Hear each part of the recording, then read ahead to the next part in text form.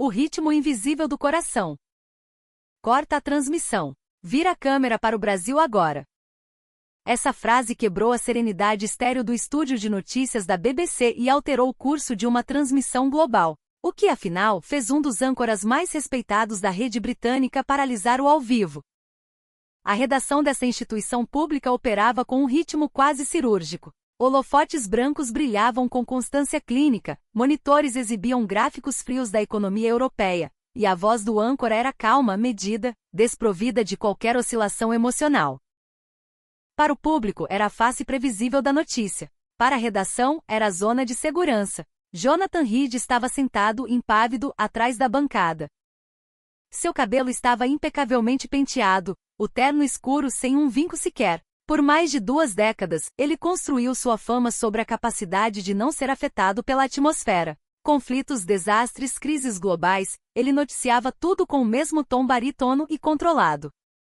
No entanto, naquela noite, algo rompeu essa ordem secular. No pequeno monitor de retorno no canto da mesa, surgiu um clipe de preenchimento, berrou. Não eram exercícios militares, nem gráficos da Bolsa de Valores, nem a tensão política de Brasília. Eram imagens de um canto qualquer do Brasil.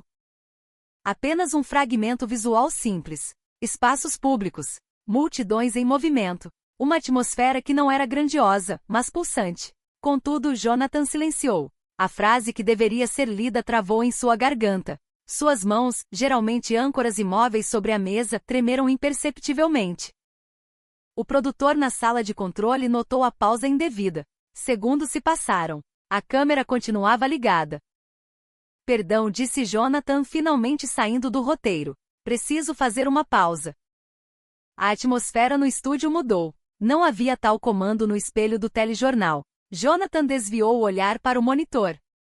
O que estamos vendo agora é extraordinário, continuou ele, desta vez com um tom indisfarçável de fascínio. As imagens do Brasil continuavam a rodar. Não eram estatísticas de exportação de soja, nem o carnaval televisionado. Eram cenas do cotidiano. Pessoas se movendo com uma fluidez orgânica em espaços públicos vibrantes, interações simples, mas carregadas de afeto. Francamente, não havia nada sensacionalista. E foi exatamente isso que perturbou Jonathan. Em sua carreira de repórter, ele reconheceu uma sensação rara, uma impotência que números não explicavam. Ele pensou: o Brasil sempre aparece nos noticiários como um ponto de instabilidade política, desigualdade ou violência urbana. Mas o que a lente capturava naquela noite não era isso. Havia um magnetismo que não cabia nos relatórios oficiais, algo que operava no nível humano, correndo por baixo da superfície. O jornal seguiu, mas sua linha de pensamento havia mudado. Quando as luzes das câmeras se apagaram, Jonathan não se levantou imediatamente como de costume. Ele encarou a tela preta à sua frente por mais tempo que o normal. Isso não é uma notícia internacional comum, disse ele finalmente à equipe. É uma história sobre como uma sociedade respira. A produtora executiva, Elaine Cooper, a princípio achou que Jonathan estava apenas cansado. Mas quando reviu as fitas, começou a entender a mesma inquietação. O que você quer fazer? Perguntou ela. Jonathan respirou fundo. Eu vou para lá, respondeu ele, conciso.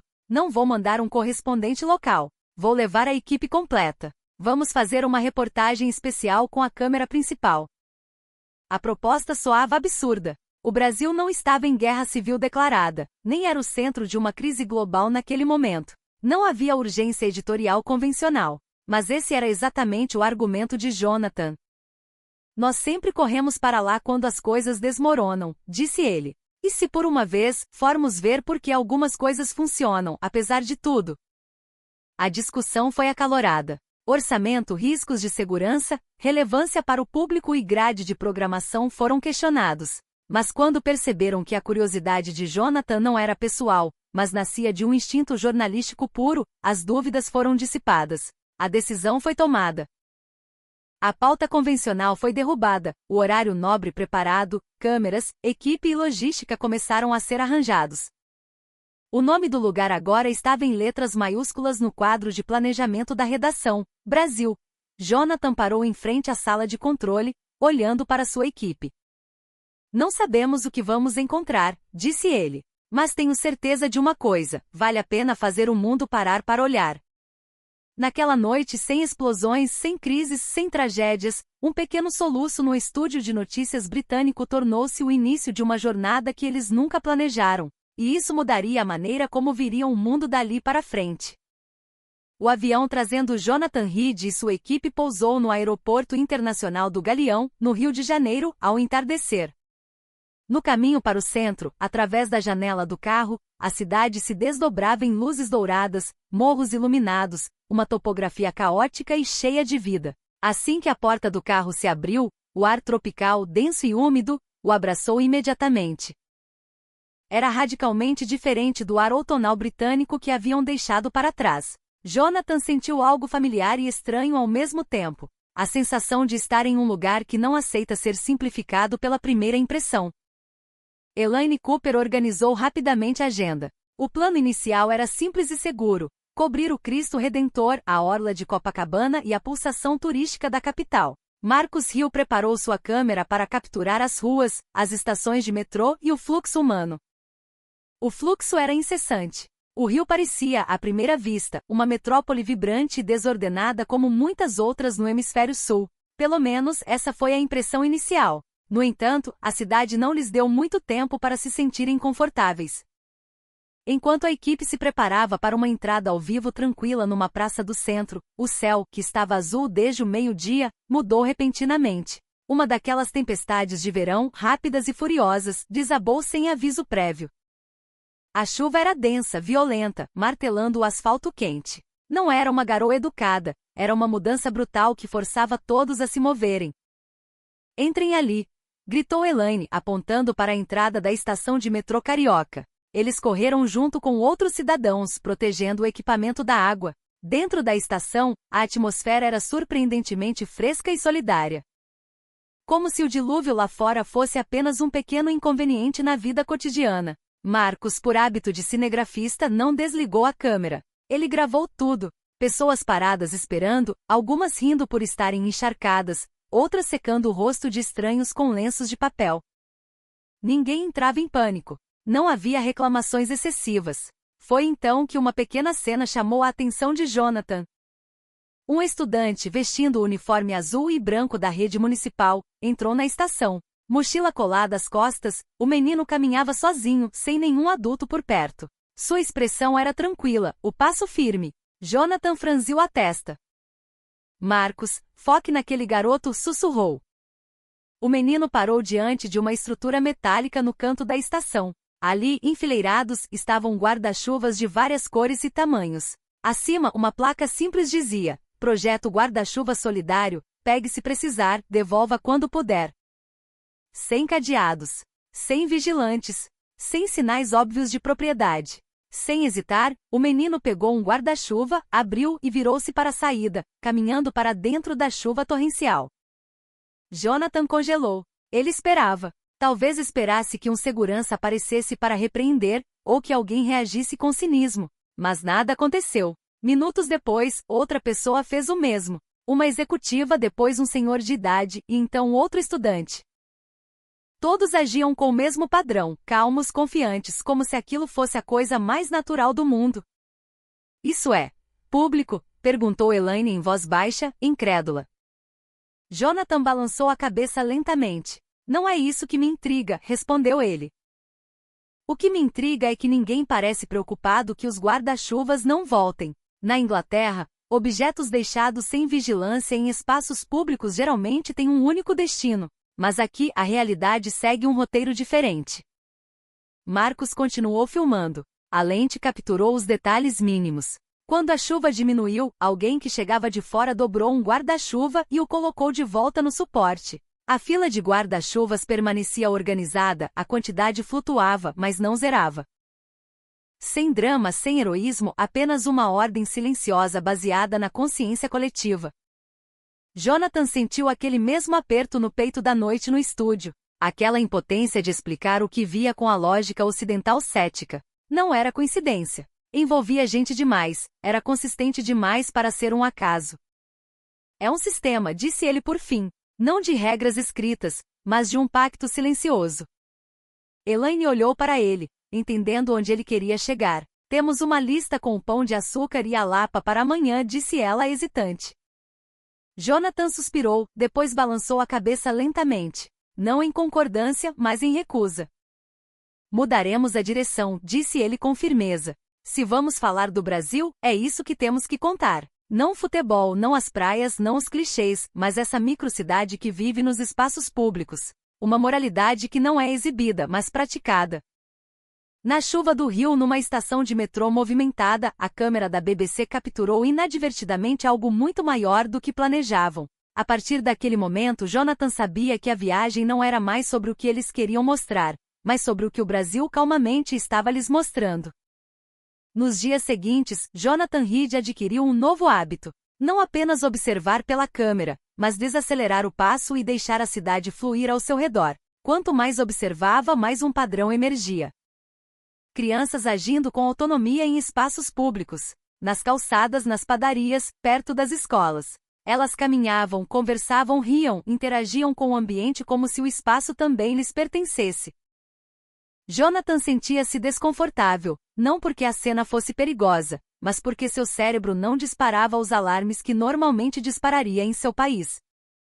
Na Inglaterra, ver crianças sozinhas geraria preocupação imediata, mas aqui não havia olhares de suspeita, mas sim de cuidado periférico. Como isso pode ser seguro? Murmurou Jonathan certa tarde, ao ver dois estudantes atravessando uma avenida movimentada enquanto os motoristas, sem precisarem de sinalização, reduziam para deixá-los passar. Essa pergunta o levou a buscar respostas mais profundas. Elaine agendou uma reunião com o Dr. Miguel Silva, um sociólogo renomado que estudava a cultura da solidariedade urbana. O encontro aconteceu num centro cultural aberto, com o som da cidade ao fundo. O erro mais comum dos ocidentais, disse o Dr. Silva, é medir a segurança apenas pela estrutura física, câmeras, polícia, muros altos. Ele explicou que, na sociedade brasileira, a segurança opera de uma forma diferente em certas comunidades. Não é porque a ameaça foi eliminada, mas porque a responsabilidade é compartilhada. Aqui, continuou ele, as crianças não são vigiadas por uma pessoa só, elas são vigiadas por todos. Jonathan ficou em silêncio, digerindo a frase. O Dr. Silva explicou o conceito de mutirão, e a ideia de que o vizinho, o porteiro, a senhora da banca de jornal, todos sentem que têm um pequeno papel na manutenção do ambiente. Não há um contrato social escrito, mas um entendimento comum que nasce da necessidade e do afeto. Nas escolas públicas, por exemplo, o Dr. Silva gesticulava, as crianças aprendem que o espaço é delas. Se quebramos, nós consertamos. Se sujamos, nós limpamos. Não é punição, é pertencimento. Jonathan lembrou-se do suporte de guarda-chuvas. Parecia trivial, mas agora ele via a conexão. A criança que aprende a cuidar do espaço comum cresce tornando-se o adulto que não se sente no direito de levar o que não é seu, ou que devolve o que encontrou. Numa visita subsequente a uma escola no subúrbio, Jonathan viu isso pessoalmente. Crianças organizando a horta comunitária, rindo enquanto trabalhavam, sem supervisão rígida. Aprendemos a cuidar juntos, disse uma professora brevemente. Para Jonathan, a simplicidade da resposta foi o que chocou. Sem jargões, sem slogans nacionais. Apenas a prática diária. Aos poucos, sua perspectiva mudou. Ele começou a entender que a sensação de segurança ali não se baseava no medo da punição, mas na vergonha de quebrar a confiança do grupo. Jonathan pensou, a segurança aqui é um produto das relações humanas. Quando a noite caiu e a cidade se encheu novamente, ele viu as mesmas crianças voltando para casa, misturando-se ao fluxo dos trabalhadores. Todos no mesmo ritmo. Ninguém parecia um estranho. Naquela noite, Jonathan escreveu em seu caderno uma conclusão que não encontraria em nenhum relatório. O Brasil não protege seus cidadãos apenas com leis, mas com uma rede invisível de solidariedade. Buscando entender a dimensão do tempo e da confiança, a equipe viajou para Minas Gerais.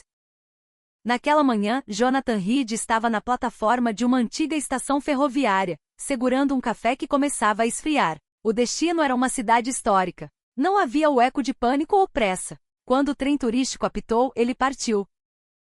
Pontual, mas sem a rigidez mecânica, era uma pontualidade acolhedora. Dentro do vagão, a paisagem das montanhas verdes passava suavemente. A conversa era baixa, o balanço era leve. Marcos Hill preparou a câmera, mas novamente não havia drama para capturar. A paz era a protagonista. Passageiros começaram a cochilar, cabeças encostadas nas janelas, bolsas no colo ou no chão, sem estarem amarradas aos corpos. Jonathan observou atentamente. Não havia o olhar de águia, a tensão muscular de quem protege seus pertences. Num mundo onde a vigilância é a norma, dezenas de pessoas escolhiam confiar. Isso é normal? Sussurrou para Marcos. O cinegrafista não respondeu, apenas moveu a câmera lentamente, com medo de perturbar aquela serenidade frágil. Jonathan sentiu o choque existencial novamente. Não era apenas hábito, era sobre como uma sociedade percebe o tempo e o outro. Chegando à cidade de Tiradentes, o tempo parecia ter outra densidade. Jonathan e a equipe entraram no mundo do artesanato. Numa oficina de pedra-sabão, as mãos de um mestre moviam-se com uma precisão sem pressa. Não podemos forçar a pedra, disse o artesão, sorrindo. Se correr, ela quebra. O tempo não é inimigo, é parceiro. Jonathan começou a ver o mesmo padrão se repetir, no trem, na estação, na oficina. A precisão não era fruto da pressão, mas do respeito mútuo. A confiança social cresce onde não há pressa, pensou Jonathan. Naquela noite, numa pousada colonial, Jonathan escreveu: a segurança aqui não nasce da velocidade, mas da paciência compartilhada. Ele entendeu pela primeira vez que a tranquilidade do espaço público e a beleza da arte tradicional tinham a mesma raiz, a crença de que, se as pessoas caminharem juntas em vez de se atropelarem, as coisas boas chegarão na hora certa. A viagem estava chegando ao fim, mas o teste final veio sem aviso. Na manhã do retorno ao Rio, na rodoviária movimentada, Jonathan parou abruptamente diante do portão de embarque. Sua mão tateou o ombro, depois as costas. Seu rosto empalideceu. Elaine, disse ele, a voz tensa. Minha mochila sumiu. Não são só itens pessoais. Estão lá meu celular, carteira, passaporte reserva e o caderno. O caderno com todas as anotações. Jonathan tentou refazer os passos. O café na esquina da estação. Ele fechou os olhos. Na maioria dos lugares do mundo, uma perda daquelas em um terminal rodoviário tinha um fim previsível. Já era. Mas ele não entrou em pânico. Ele apontou para um funcionário da rodoviária que estava próximo. Uma senhora com um colete da empresa se aproximou, sorrindo com calma, como se o problema dele fosse o único no mundo. Posso ajudar, meu filho? Jonathan explicou, esperando burocracia. A senhora assentiu e pegou o rádio. Vou chamar o pessoal do Achados e Perdidos e verificar no café. Sem promessas vazias, sem burocracia excessiva. Apenas ação solidária. 20 minutos depois, o rádio chiou. A mochila havia sido encontrada. O garçom do café a havia guardado atrás do balcão assim que viu que o gringo tinha esquecido. Jonathan ficou paralisado quando a mochila foi entregue em suas mãos, intacta. Ele riu, um som breve de incredulidade e alívio. Não era apenas sorte. Era a validação de tudo que ele havia testemunhado. Ele agradeceu com a voz embargada. Não apenas porque recuperou seus bens, mas porque sua fé na tese que construíra estava agora completa. De volta ao Reino Unido, a ilha de edição tornou-se o centro do mundo de Jonathan. Horas foram gastas costurando as imagens, os sons e a atmosfera daquela viagem. Sem narrativas sensacionalistas, sem música dramática. Apenas a honestidade dos fragmentos diários. O programa foi ao ar como um especial internacional. A repercussão veio mais rápido do que esperavam. As redes sociais foram inundadas de comentários surpresos. Isso é mesmo o Brasil. Por que nunca vimos esse lado? Eu quero entender essa solidariedade. Não era admiração vazia, era respeito. O público foi tocado não pelas paisagens, mas pelos valores. Sobre as crianças confiantes, sobre os adultos que protegem sem serem solicitados, sobre o tempo respeitado e os objetos devolvidos. Jonathan leu repetidamente um comentário de um espectador: talvez o progresso não seja sobre o quão rápido nos movemos, mas sobre o quanto podemos confiar uns nos outros enquanto caminhamos. Essa frase ficou gravada em sua mente. Por anos ele viu o progresso como números, velocidade e eficiência. Mas o Brasil mostrou outra dimensão, o progresso como uma relação, como a coragem de não estar sempre em guarda, como a vontade de confiar seu espaço vital ao outro. Na entrevista final do programa, Jonathan saiu do script, sua voz mais suave que o habitual. O Brasil não tenta parecer perfeito, disse ele. Ele não grita por atenção com perfeição técnica. Mas para quem estiver disposto a parar e olhar, seus valores humanos gritam mais alto do que qualquer estatística. Aquele programa tornou-se um dos mais comentados do ano. Pedidos de continuação chegaram. Não apenas sobre o Brasil, mas sobre outras sociedades onde valores semelhantes poderiam estar escondidos no cotidiano. Naquela noite, Jonathan fechou seu caderno com uma nova convicção. A viagem havia terminado, mas sua compreensão não. O Brasil não lhe deu uma resposta final, deu-lhe uma pergunta mais importante. Jonathan pensou, talvez esse seja o sentido mais profundo de viajar, não para explicar o mundo, mas para